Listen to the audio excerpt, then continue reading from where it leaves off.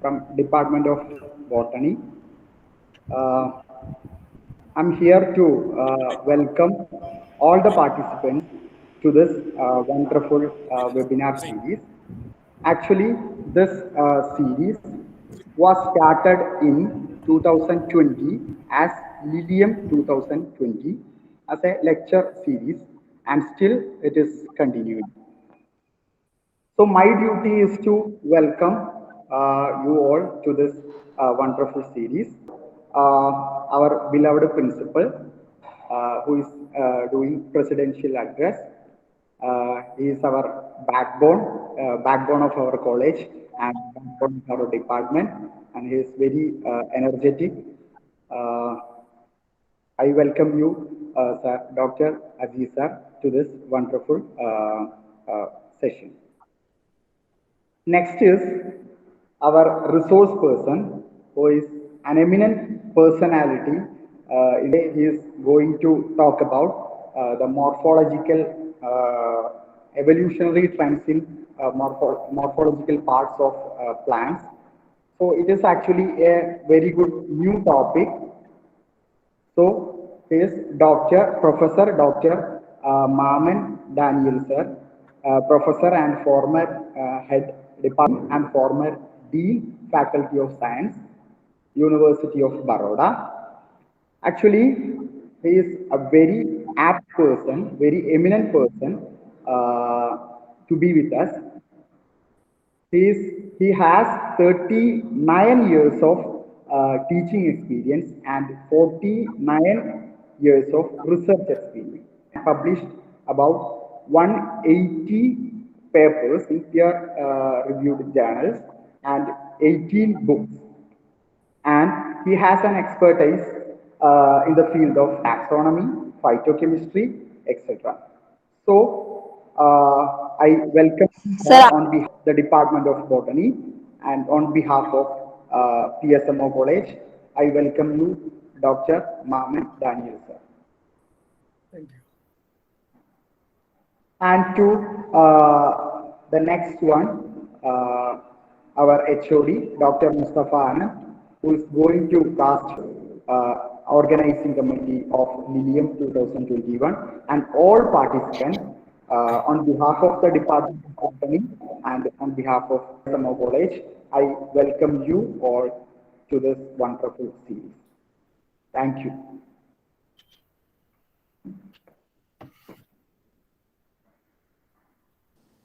For presidential address, Okay.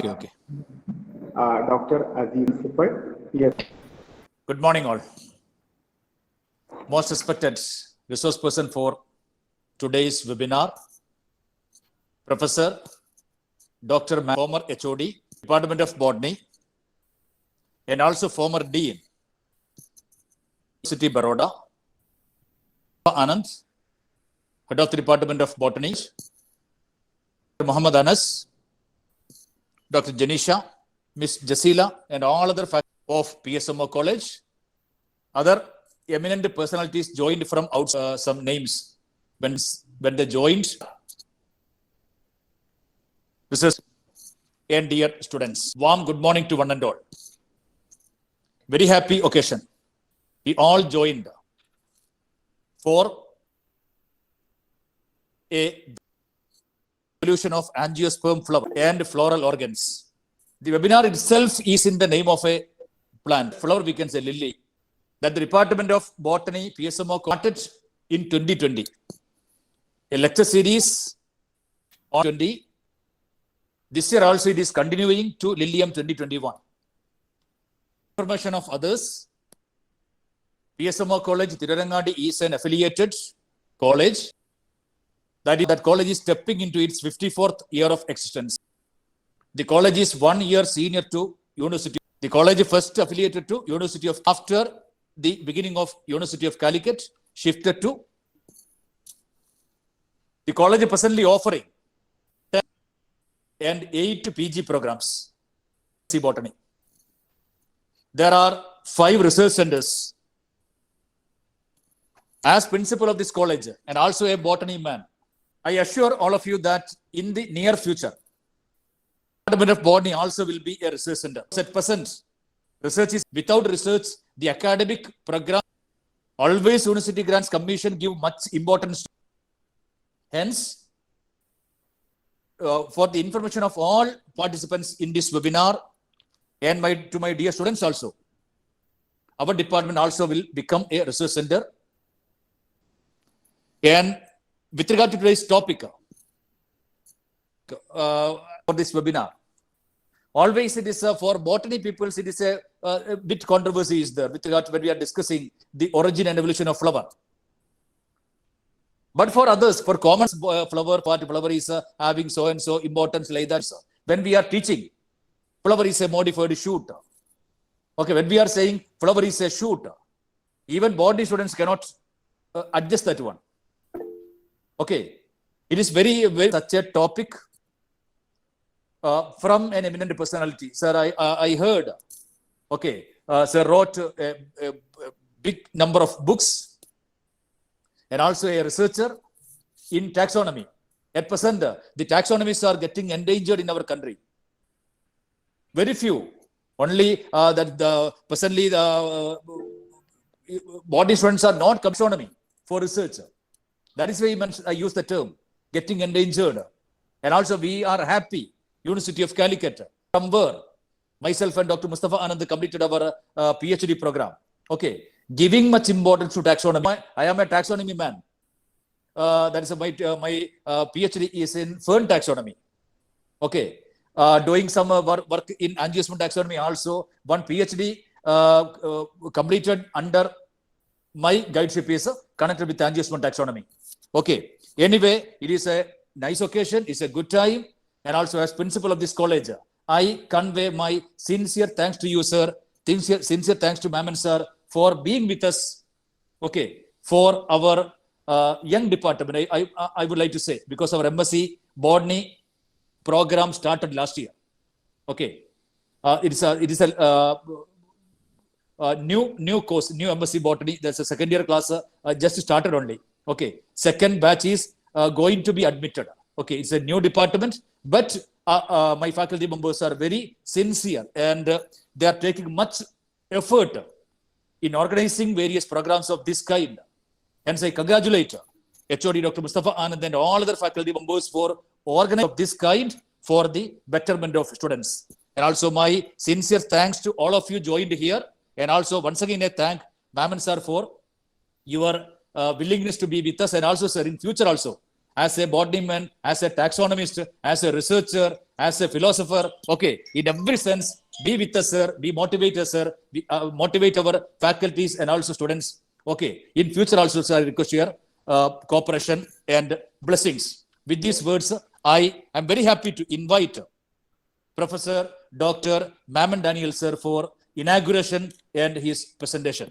Thank you very much, sir. Sorry. Before that one, I invite Dr. Janisha for introducing the guest. Okay, Janisha, please.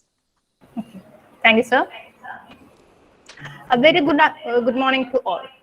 Thank you.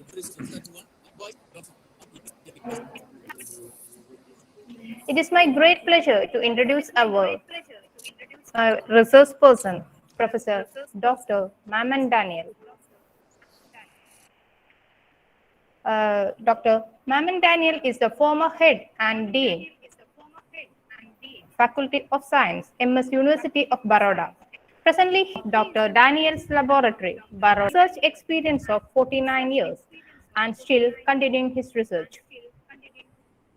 Dr. Daniel is a well-known for specialization of taxonomy, phytochemistry, phytoalexins. Dr. Daniel published in well-reputed journals and 18 books, including 5 international publications. He did 17 students for their PhD and 40 students for their MSc dissertation. Dr. Daniel completed as principal investigator, totaling more than 70 lakhs rupees funded by different agencies. He is the recipient of Lifetime Achievement Award, Indian Society of Solid State Chemists and Allied Branches, and Mathoma Manava Seva Award in 2000, Syrian Christian Mathoma Church, Kerala. We felt very honored, resource person, sir. Welcome, sir, on behalf of me and on the entire team of LILIUM 2021. Thank you. Okay, thank you. Thank you, Principal Sir and the Head of Department of Botany for asking me to come to this platform. Now, am I visible and audible, madam? Yes, sir, you are visible. Yes, sir. and Audible, sir. Yeah, okay, thank you. I'm sorry for all the hiccups because I'm an old man, not well versed with all these latest. Okay, sir, no problem. We can continue. Now, this subject is very closer to my heart. Taxonomy. I never liked taxonomy when I was a student. Maybe because my teachers were like that. And then I came to Baroda for my PhD. And then I was given a topic in taxonomy. And little by little, I started understanding the differentiation among plants. And then we started chemical taxonomy. I was fascinated by chemistry of plants. So therefore, we started chemotaxonomy in a very, very preliminary way. And I got my PhD in 1976. And then after, because this was a new topic, there was a new phytochemistry laboratory there. They gave me a job there. And I continued there till 2012. And I continued to work in chemotaxonomy. I worked for about 80 families with my students, produced about 18 PhDs on phytochemistry and taxonomy. And after my retirement, my students came to me, sir, we'll start something, some medicinal preparations and all that. And my students gave the name of Dr. Daniel's laboratory. And we have about 15 good products, excellent products. Now, when we talk about taxonomy, now there is a lot of problems because even people used to tell me, sir, you should start molecular taxonomy. That means what I am doing is not good. They said that, sir, I said at the age of 72, how can I start with a new topic? I cannot learn all these things. And then I was just thinking, what is so great about molecular taxonomy? Now, next slide. Now, classical versus molecular taxonomy. Now, molecular taxonomy is very much in the infancy. You know, you do not know what you are working. For example, if you take human genome, there are about 20,000 to 25,000 genes, but some estimate that there are 3,12,000 genes, and each gene possesses few hundred DNA bases to 2 million bases. And 50% of human genome is made up of repetitive sequences. Now, in plants, the genome size varies from 125 to 120,000 in certain lilies. Even genome size is known only for 30% of all land plants. Now, Wikipedia, that is latest, they say that only about 236 angiosperms, their all genome sequence is known. And then they have a lot of problems in connecting with the genotype and the phenotype. Now, 90% of the genome is non-coding genes. So then how are you going to locate the genes which are active? And then there are regulatory genes are there, intragenic regions are there. And the present molecular taxonomy is based on very few genes, mostly from chloroplast or mitochondria. And they are endosymbionts. They are not actually plants. And so therefore the confusion is more and more. Now in classical taxonomy, we are taking characters. Every character is taken. For example, in one of my numerical treatment of Nyctanthus, I collected about 100 characters. Now, each character is governed by one or more genes. So, when we say we are not talking about unknown or unseen things, we are talking about the manifestations of the genes, that is the character. So, every taxonomic should be a molecular taxonomist. Next. See, this is the classification. I'm sorry, the slide is not very clear. Madam, you can later on share the slides, share the presentation with all the participants. Now, this is a comparison with APG, with that of Bandaman Hooker, and with that of Cronquist. Now, most of the groups of Bandaman Hooker are retained in APG classification.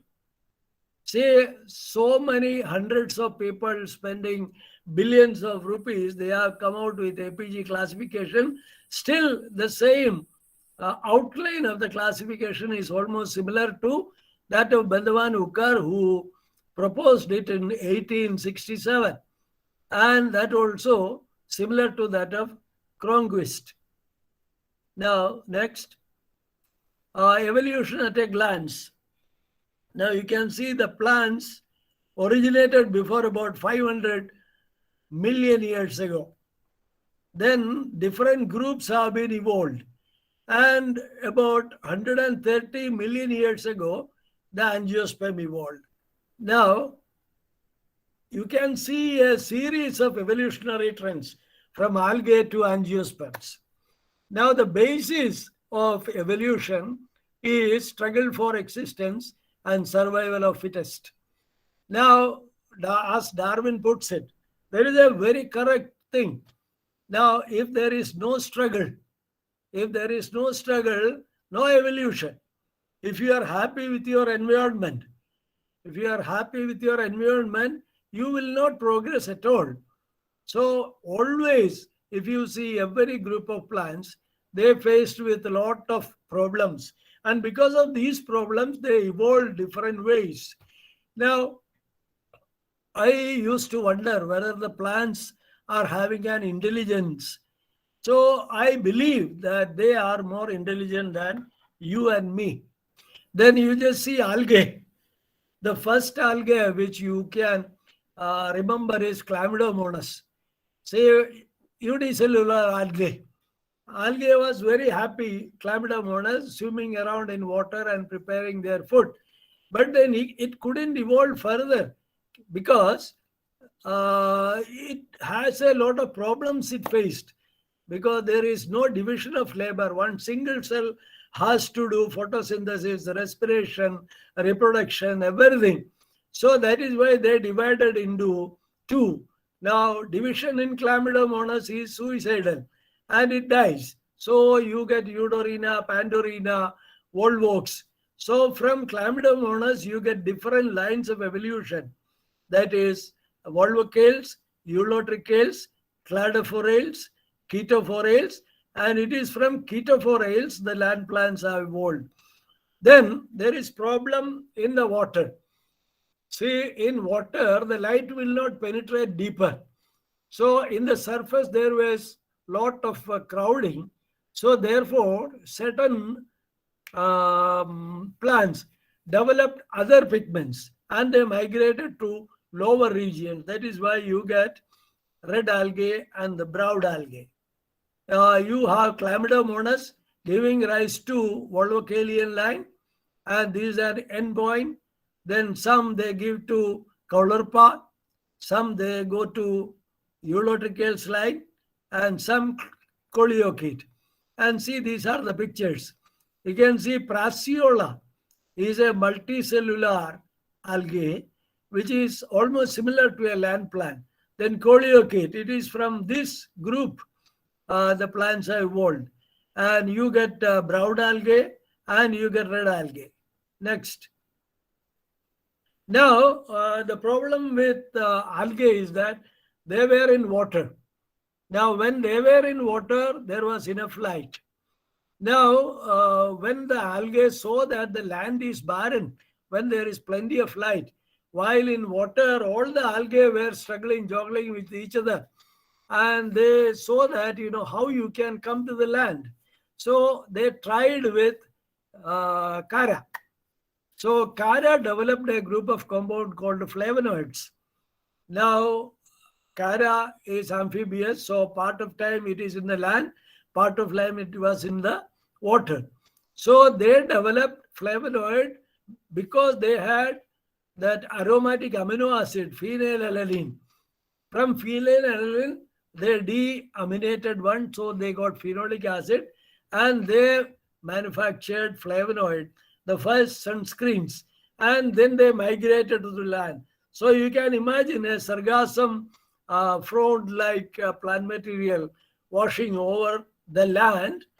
Okay, now I was talking about Cara, that is an algae which migrated to the land partially, and they survived the UV radiation. See, at that time it was about 450 million years, there was no ozone layer. So the light was full of UV rays. So to absorb that one, they had flavonoids. So armed with flavonoids, some of the algae, they migrated to the land. And you can see Rixia is there. And in Rixia, the sunlight is flat on the ground. So the sunlight falling on the upper side helped the chlorophyll. This diagram is not very correct. I downloaded from an internet. So upper side is green and lower side is colorless. You know that we all study this one. And then because they come to the land, they are out of water, the reproductive organs had to be protected with a sterile layer of covering. That is what we say between difference between thallophyte and bryophytes. And then they had oil bodies with terpenes. Next slide. Now see, this is the diagram. See, this is a thalloid plant body migrated into the land, sunlight falling. And you can see the chloroplast migrating to the upper layer and forming a photosynthetic zone and a lower sterile zone. Next. Now the problem with the bryophytes had enjoyed the land because they were flat on the ground. And the whole surface area was covered by the flat liverworts. And then the problem is the hot sun desiccated them, because at 11, 12, 1 o'clock and all that, the sun used to fall on them. So they used to triumph. So some group like Jangarmanials, they raised their head and you got a moss like bryophyte. Now this is the moss having a capsule at the tip. Now this moss can grow up to a definite level. Now this cannot grow further because the reproductive organs were at the tip of the stem. So in the next group of plants, that is pteridophytes, the reproductive organs were shifted to the leaves, leaving the stem having unhindered growth. Now this is the group pteridophyte, the shifting of reproductive organs to leaf. So you get a sporophyll. And because they wanted to grow, they developed vascular tissues, xylem. There is a mechanical tissues as well as water conducting. And also they developed diploid dominant generation. Next. So you get large, big tree ferns. You know that Jurassic period, you might have seen the picture, Jurassic period. You get very large tree ferns, which are about 100 meters in height, having a monozylic wood. And when they were growing, the land was full of these big trees. There were dinosaurs. The animal life also evolved, and all the dinosaurs, they have only the food of these tree ferns, and they ate away all this. So therefore, there is another problem. The another problem is that next, you see the prothallus. Prothallus is the young ones of the pteridophyte. Now they are leaving the young ones in the soil. Now these prothalli are vulnerable to fungi, bacteria, insects and all that. So these plants could not grow much further. Therefore, in the next group of plants, you can see that these prothalae are taken to the upper megasporophyll and retained with the plant. And this is the seed. So you get the seed plants. See, you can see cycles with a seed. And this was a wonderful idea. There were so large amount of plants grew up, conifers, very tallest tree, sequoia. They were all developed because of this successful land habit. And at that time, they developed volatile oil. The volatile oil were the defensive compound. They were antimicrobial, and that gave a trying sensation. So the animals may not eat away this one. Still, there is some more problems are there. You can see the pollination. Pollination in conifers. See this yellow, large clouds of are the pollens. So one tree will be losing tons and tons of pollen in the air, and this pollen will have to find out an ovule to fertilize.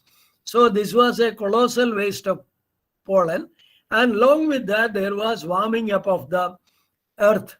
So therefore plant thought of using, instead of wind, plant thought of using insects as a pollinator.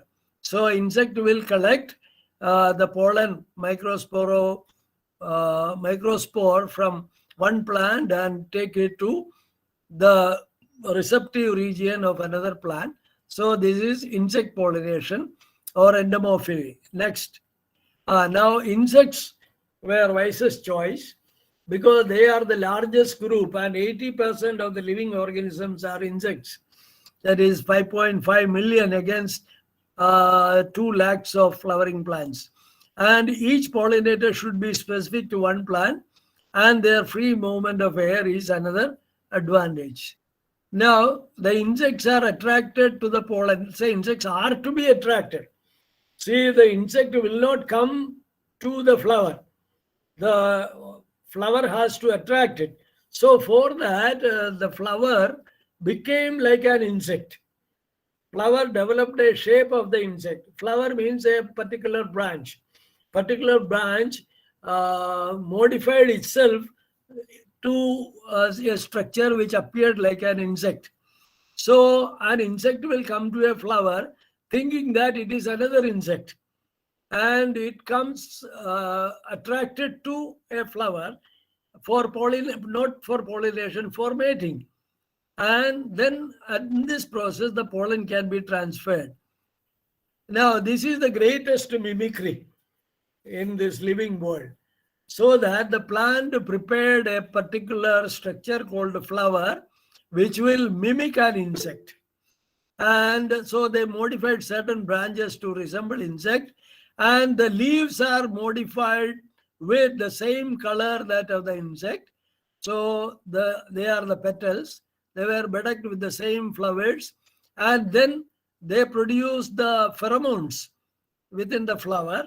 So the insect will be attracted by the smell of its partner insect and will be attracted to a particular flower thinking that it is its mate. And then one flower is given as a bride or a bridegroom to the insect, and the insect will come and visit. Insect will find that it is being cheated, and then this insect will go to another flower thinking that it cannot be, it is not its mate. And it moves from one plant to another one flower to another flower. And so the pollen is getting transferred. Next. Now this is the flower, and it is the angiosperms which colored the entire world. Before angiosperms, the world was either yellow or green. But after the angiosperm developing, the whole world became colorful. Next. And it is a 3-pronged strategy. Next slide. So this is what happened with the insect when they visited. And then another problem is that warming earth. The earth was warming. Next slide. The earth was warming up.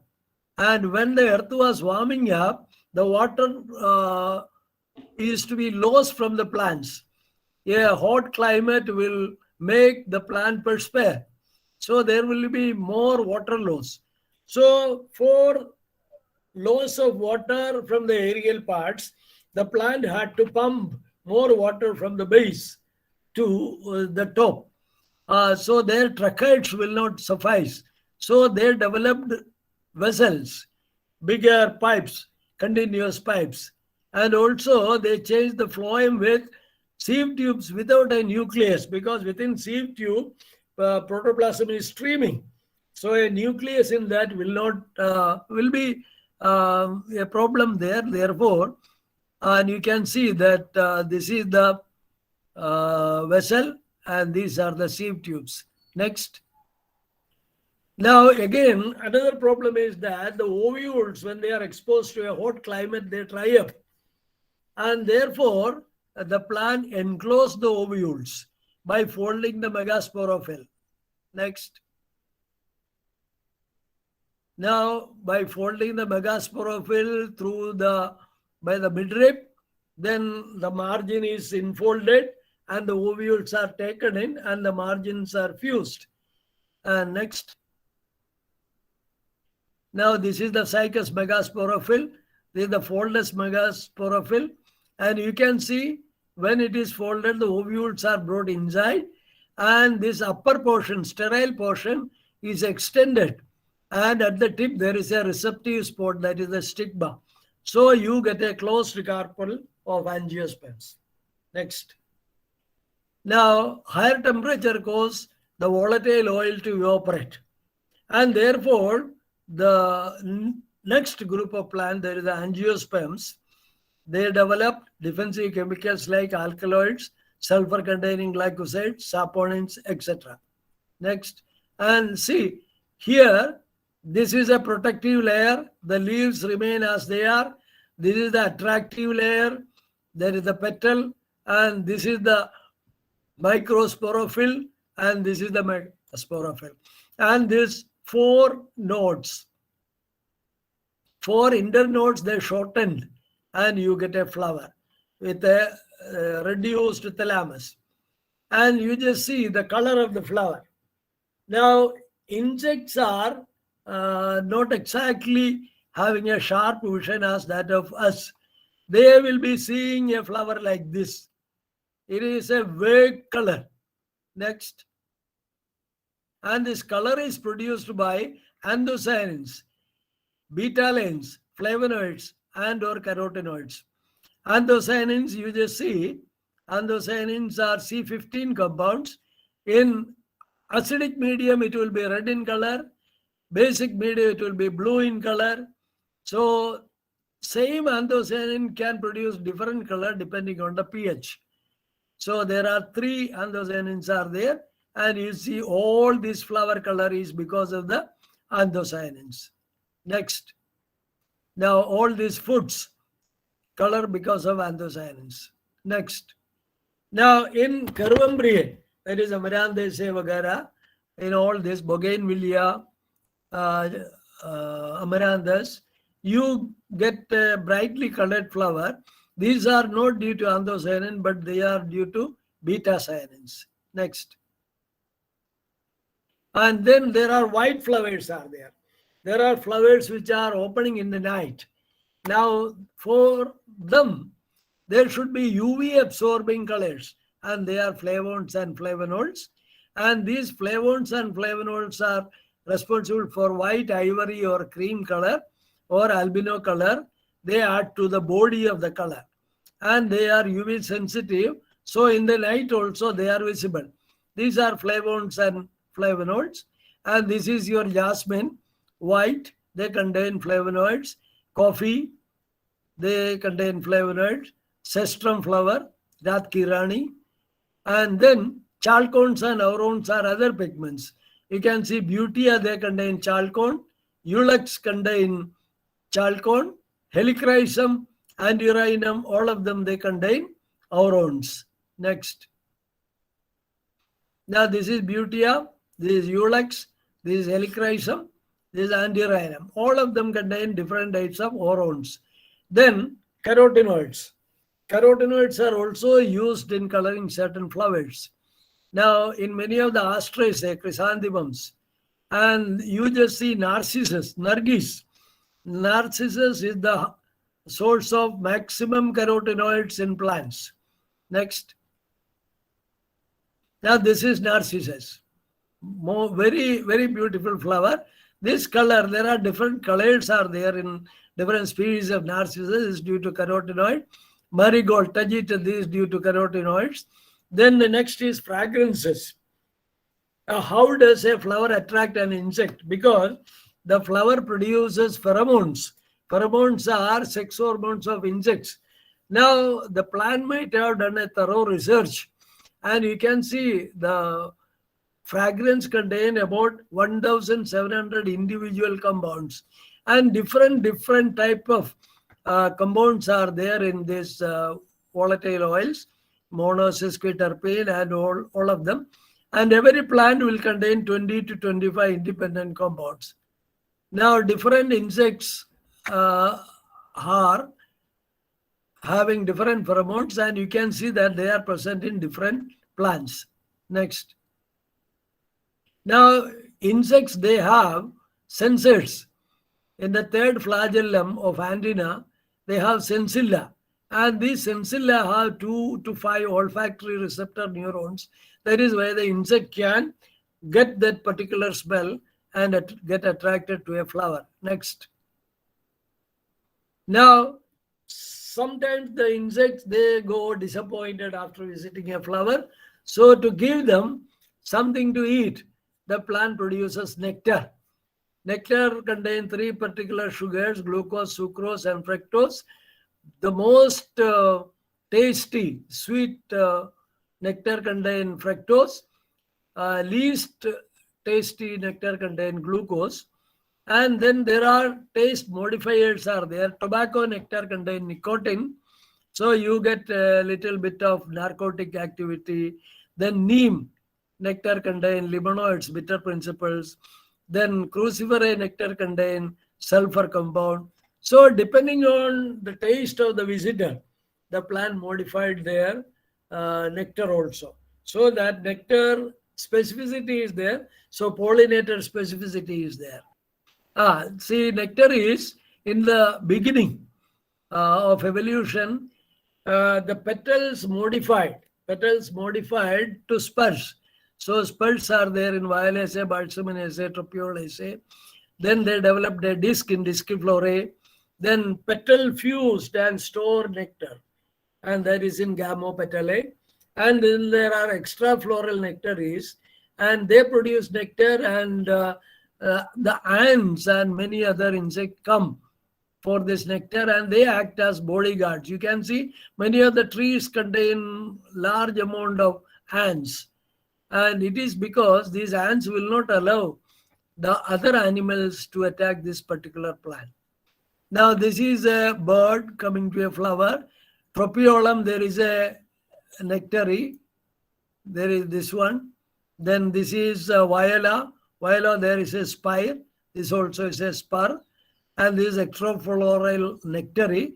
You can see the ants are there, which are acting as bodyguards. Then, in certain cases, the plant produces large amount of pollen so that the insect can eat that one. So, pollinivodes are there. That is another adaptation. So, these are the 3 adaptations for the flower. One is color to attract insect. Second is pheromone to attract insect. Third is food to attract insect. So, this 3-pronged strategy helped insects to be attracted to the plant. And this is an insect covered by pollen, for which the pollen is a food for this insect. Next. Now, because of this one, the plants developed, and then because they came to a hot climate, angiosperms, where the volatile oil do not help them to stay alive, the plants developed a large number of secondary metabolites like alkaloids, ranols, phabates, then gentianales, different types of alkaloids are there. and terpenoid volatile oils, umbelliferae, labiatae, then triterpenoid cucurbitacins in cucurbitaceae, limonoids in rutaceae, meliaceae, polyphenols in leguminosae, sulfur-containing compounds in parietyls, cruciferae, acetogenins in anonaceae. Now, because of all these, adaptations or discoveries or intelligent moves, the angiosperm proliferated very fast, while all the earlier groups took 50 to 100 million years to develop. Angiosperms conquered the whole of Earth within 20 to 30 million years. The first angiosperm evolved about 130 million years, and within 30 million, 20 to 30 million years, they became the dominant group in Earth, and coming to 260,000. Now, this is because of all these characters, and this sudden spurt, sudden growth of angiosperms in the planet is known as abominable mystery by Charles Darwin. Pteridophytes took 400 million years. Gymnosperms took 300 years. But see, the number of pteridophytes is 12,000. Number of gymnosperms is 1,300. Bryophyte 22,000. Algae, because they are in water, they are in large amount. Next one. Now, first angiosperms. See, the first angiosperms, they were in that childhood stage. They were in the developing stage. You will not get the fully developed stamen, fully developed carpel, fully developed ovule in that. So they get a very, very primitive type of microsporophyll type of stamen, megasporophyll type of open carpel. So the first angiosperms, they all belong to the first group, magnoliales. Now, the first plant, they say, is Archaeophractus. Now, other primitive characters in the first plants, early plants, are homocylous wood, just like conifers. There are certain plants without perianth. There are certain flowers with only sepals. The stamens are leaf-like. Then open unsealed carpels are there. Then this is Archaeophractus. Next. This is Archaeophractus reconstruction. This is a fossil. Now, Amborella is a living one. Is the living one of the earliest plants. Next, you can see the stamens are very primitive. This is just like a leaf with two sporangia on either side. This is an open carpel, Amborella. Next. Then these are the one having all those primitive characters. Next. These are the families without petals. Next. Primitive stamens and carpels are there. Next picture. Now these are the primitive stamens, primitive carpel. Next. This is primitive carpel with 2 rows of ovules. See, in this is open carpel. And see, if you take, then free carpels are there. Carpels are not united in rosales as well as in ranales. These are all primitive characters. They were inherited from gymnosperms. Next.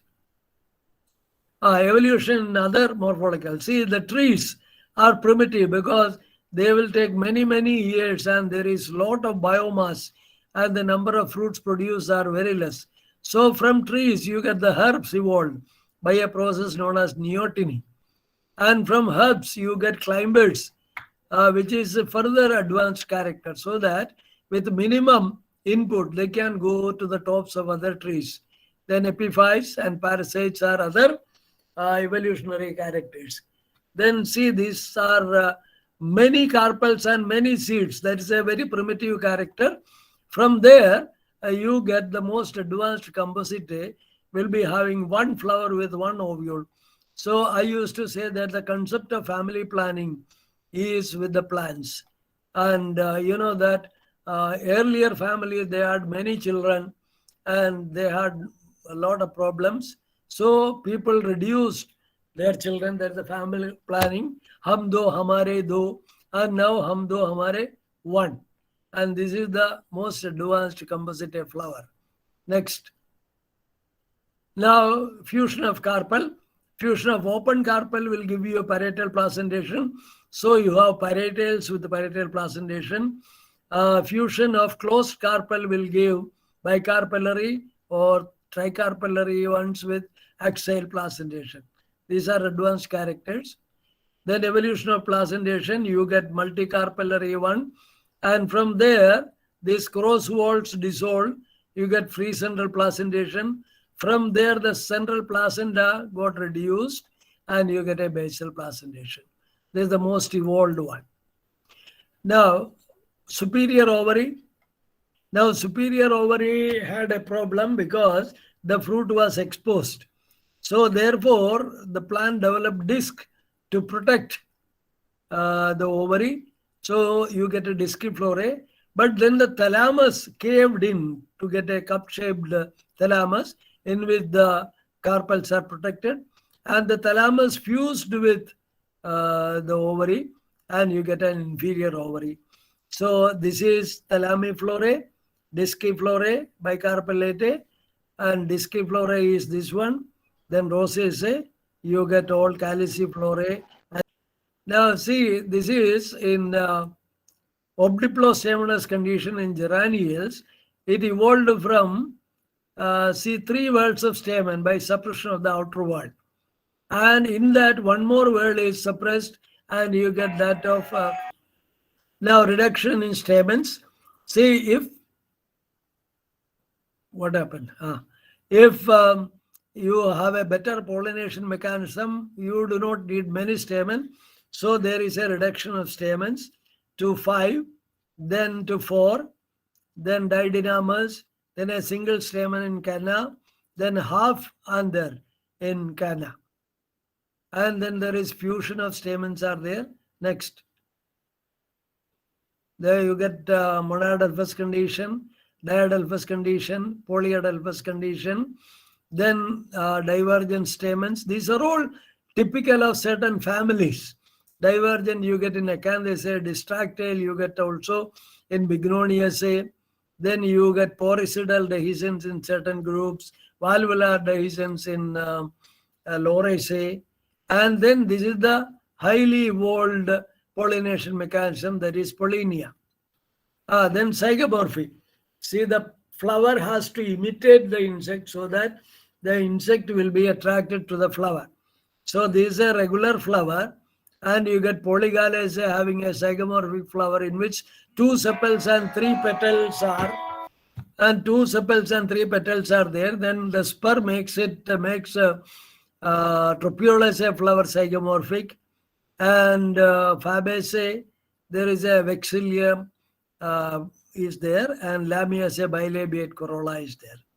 Then gamopetalous corolla, different shapes are there which are characteristic to different groups.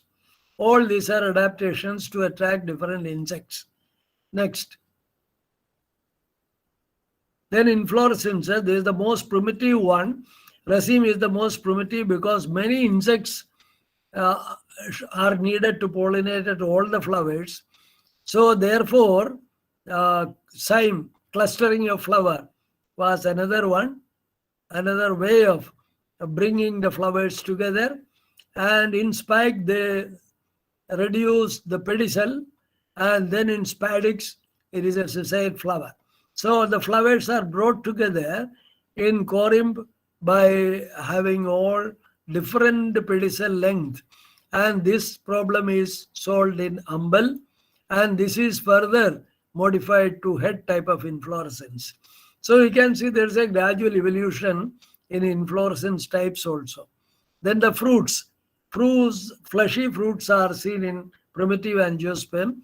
Fruits had an advantage of protecting the seeds, so in which the seeds are protected. But in advanced plants, you get all tri. You get a different types of fruit characteristic to different groups. Siliqua in Brassicaceae, Legume in Leguminosae, Comos in Malvaceae, Cypsela in Compositae. Now, evolution within the group, you can see magnolias, Apocarpus pistil. So these are the trees and from there you get the herbs ranunculaceae, you get the multicarpellary syncarpus pistil in thiales, and then you get parietal placentation in caparels, and axial placentation with mucilage in malveals, and caryophyllales, they had only one ovule, reduced ovule, and then zygomorphic flower in polygalaceae. Next, disciflorae, you have the rutales with obdiplostaminous condition, and geranials, herbaceous plant. These are woody plants. Then these are unisexual plants. These are having a prominent disc. Next. Now within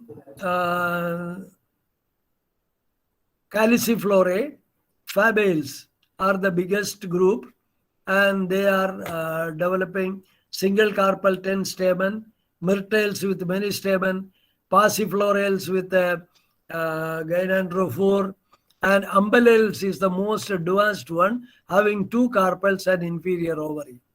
Next. Heteromerae, gamopetalae, most primitive group, ericales, ebonales, and primulales, having their own morphological as well as chemical characters. Next. Now, inferae, rubiaceae, inferior ovary, bicarpellary superior ovary, campanales, mostly similar to astrales, and astrales is the highly advanced one with a zygomorphic flower. Now, bicarpellate, gentianales is one line of evolution, polymonials is another line, personals, and the characters are written here. And lamiaceae, because we started late and I do not have enough time to explain, I am just running through. Next. Next slide. Now, this is the evolution of Bandhamanuker's dicot. From Thalamiflorae, on one side you get Disciflorae, and you get Caliciflorae, and from there Heteromerae evolved, and from there Inferae evolved, and Bicarpellate on the other side, and from Thalamiflorae through Nymphaeals, monocots are evolved. This is just a simple way of explaining. This is Cronquist classification. This is Magnolidae is Thalamiflorae, Caryophyllidea is Monoclamidae, Hamamelidae is wind-pollinated plants, the Dillenidae is the Disciflorae and Thalamiflorae, Astridae is the Gamopetalae, Rosidae is the Caliciflorae. And after studying a large number of groups, next, this is the classification I proposed in 2009. So in which the pro-angiosperms, from which Hamamelidae, this is the monoclamidae group, and in which the Curvembriae group is separate, then the Magnolials, then the Thalamiflorae remaining, giving rise to the Disciflorae, Caliciflorae, Heteromerae, to the Bicarpellate and Inferae. Now, the sources is the book I wrote in 2009 that was published in Science Publishers. Indian edition was there in Narosa Publishers, and this is translated to Indonesian language, but this is now out of print. And I am trying to get it revived, reprint. Then another is the Cronquist book, Integrated System of Classification of Flowering Plants. Then I have written a lot of stories, about 15, 20 stories are there in Facebook. You can go to the Facebook of my name, Mammen Daniel, and all these are elaborately I have explained that. Next. Now, this is my website, this is my email, this is my Facebook, and this is my number. See, at the end, I should say that, you know, anyway, the conditions were not that good, so that I could not explain properly. You cannot see the slides, but then the organizers can share the slides with the participants so that you can go through the slides and then understand things. You can contact me for any problem, and I am available. My number is there, my email is there. Thank you very much. Lot of thanks for Mammen, sir.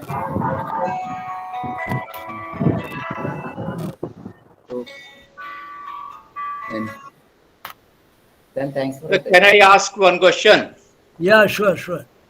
I'm Professor Chaturvedi from Nagaland University. Now I'm retired. Since I work on pollination, my teacher, Professor D.D. Pan, he did lots of work on fossil plants.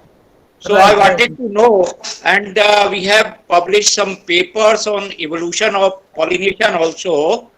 Okay. And in this regard, I wanted to know what are your views regarding evolution of insectivorous plant, from where they evolve and how they evolve.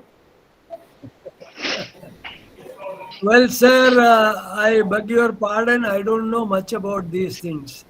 I haven't Yes, sir. studied the insectivorous plants, so I do Okay, not okay, know sir. anything about it. Okay, thank you, sir. Because we have traced out the evolution of these insectivorous plants from Carboniferous. Lignopteris was the plant which was having all the glands on all over the plant parts, even the ovules also, ovule also, Okay. and same Right. thing we found the research on Jatropha gossypifolia, where these glands, they are present all over the parts, even the sepals, sepals also. And I found And this is the time carcasses for discussion. of insect Anybody having entangled questions on them. can ask directly to Mammen sir. So with that, my teacher and myself, we published a paper from such type of glands during Carboniferous, the insectivory evolved. Yeah, right. Thank you, sir. We would Thank like you, sir. We would like to listen to you once. Eh? Oh, yes. I'm ready, sir. Anytime. I would like to just give a talk. Okay, sir. Okay. Morning, Daniel. Thank you, sir. Thank you. May I say something? Thank you, madam. Professor Hello. Somna Datta here from Jaipur. Yeah, I could see and hear you. Yes, I'm sorry that this presentation was not that very. No, sir, we very could good. see it. It was absolutely fine. Very No, good. sir, very slides. nice. Your Very presentation educative is too also. remarkable. No, Thank you to the organizers. They must invite now Chaturvedi Saab for the next lecture. Sir, I wanted to Thank know you, ma'am. I'm when you're ready. talking about the Daniel, sir, I wanted to know when you're talking about these various chemicals, alkaloids, pheromones, is there a particular time when the flowers are producing it the most? Can that be a research topic for students to take up? When is the alkaloid at the maximum level? So, any kind of study of that kind you have done? No, I haven't done anything. Whatever I said is collected from published literature. Because there is a lot of papers are there. I have collected. See, I restricted my work to chemotaxonomical work. And No, but you are also taking out the chemicals, no, and producing it from that.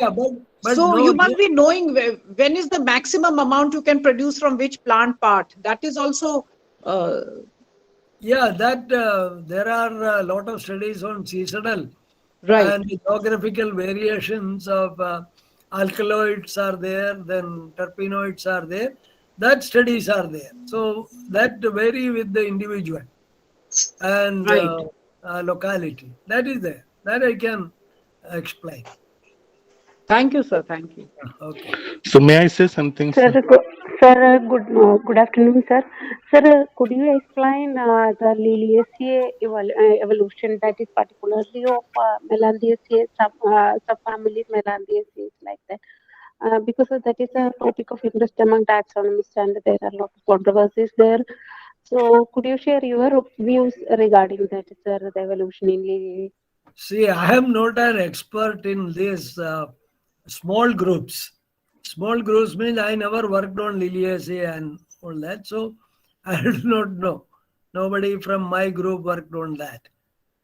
So, but there would be a number of research papers would be there. I have to apologize that I do not know anything about that Liliaceae taxonomy.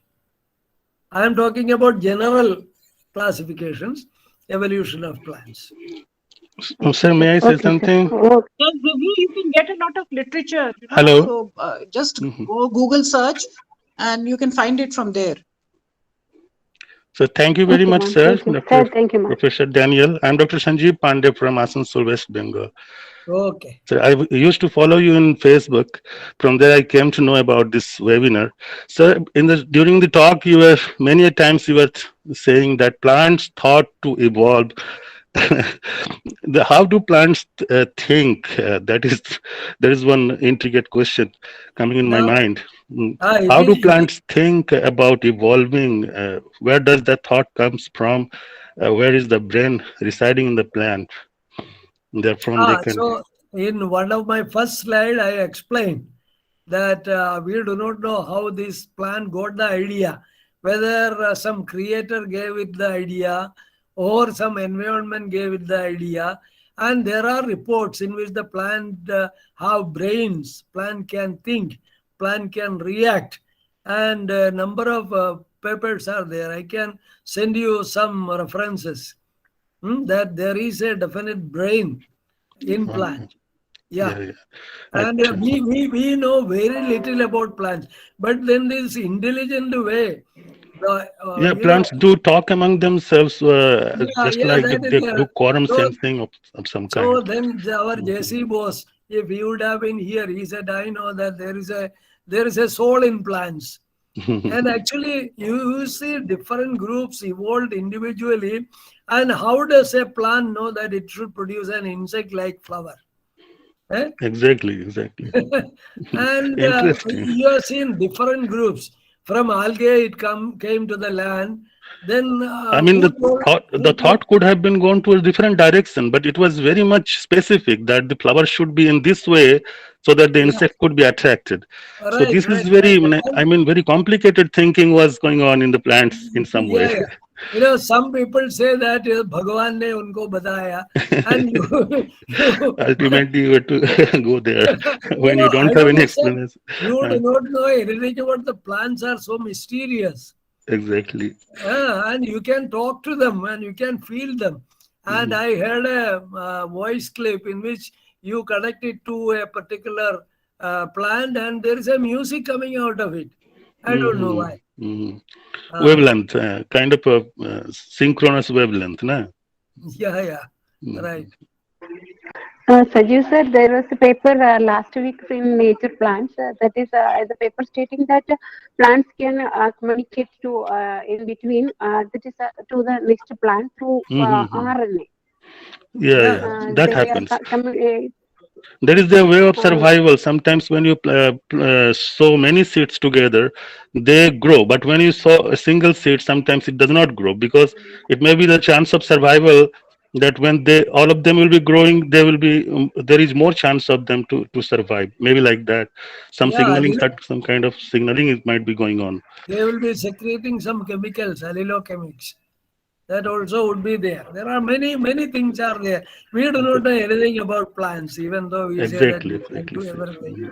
Very difficult to Yeah, say. after 50 years of research, I feel like a babe in front of this big subject of taxonomy or plant world. Yeah. Thank you, sir. Thank you so much. Okay. Thank you, sir. Thank you. Any further questions from Mammen sir? People sir viewed very well and healthy discussions came in, sir. Very healthy discussions. Okay. Now the time for rewind. My duty is to say a vote of thanks. A very good afternoon to all. It gives an immense pleasure to deliver vote of thanks of this event.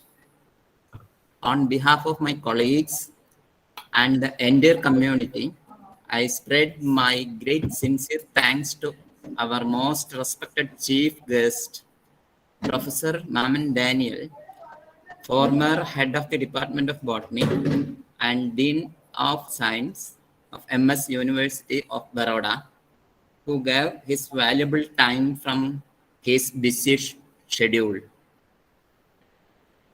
Thank you, sir, for your information, thought, and talks Okay. highly influenced the people. Okay, sir. Thank you.